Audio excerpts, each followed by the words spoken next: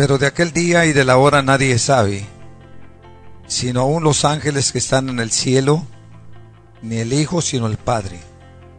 Mirad, velad y orad, porque no sabéis cuándo será el tiempo. Es como el hombre que yéndose lejos dejó su casa y dio autoridad a sus siervos, y a cada uno su obra, y al portero mandó que velase. Velad pues, porque no sabéis cuándo vendrá el Señor de la casa, si al anochecer, a la medianoche, o al canto del gallo, o a la mañana, para que cuando venga de repente no os halle durmiendo. Y lo que a vosotros os digo, a todos lo digo, velad, estad velando. Al reflexionar en esta escritura, quiero hacer un análisis de la palabra del Señor. Lo que podríamos nosotros encontrar en las vigilias romanas, un significado simbólico, pero que se puede aplicar a la historia de la iglesia, a la historia de la obra de Dios. En otra palabra, es una proyección histórica, pero también profética, y que pudiéramos nosotros también encontrar una realidad espiritual en este pasaje bíblico. Aquí nos habla acerca del tiempo cuando se esperaba el regreso del Señor, porque el regreso del Señor siempre se habló, era como una doctrina principal, era una doctrina principal para el pueblo judío, para todos los seguidores. Ellos siempre proclamaron la venida del Señor, era un tema central en su predicación. Aparte de la resurrección de Jesucristo, que era lo básico, ellos siempre hablaban, cuando ya el Señor se fue, que volvería, porque Él se lo dejó muy claro. Y Él les dijo que antes de que llegara, deberían de comenzar a predicar el Evangelio, y de apurarse en la prédica del Evangelio.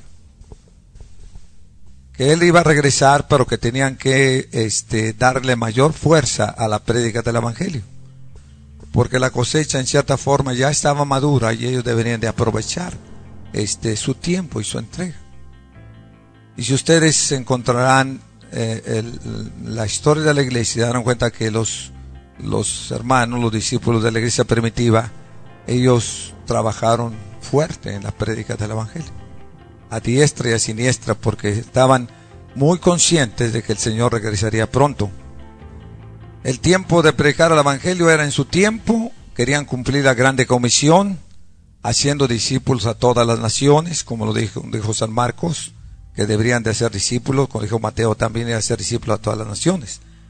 La promesa del regreso del Señor Jesucristo estaba para ellos casi inmediato, casi cercano, y deberían de proclamar el Evangelio a diestra y a siniestra. Cuando hablamos aquí de las vigilias que nos presenta aquí en el libro de San Mateo o San Marcos, encontramos que los romanos dividían la noche en cuatro vigilias. La vigilia del anochecer, la vigilia de medianoche, la vigilia del canto del gallo y la vigilia de la mañana. Ese es más o menos como los romanos dividían la noche, comenzando desde las 6 de la tarde. Y yo quiero encontrar y quiero saber que cada una de estas vigilias podríamos referirnos y aplicarlos a la historia de la iglesia desde su inicio hasta el día de hoy. Para mí, la vigilia del anochecer, la primera vigilia del anochecer, representa el testimonio cristiano de los primeros siglos.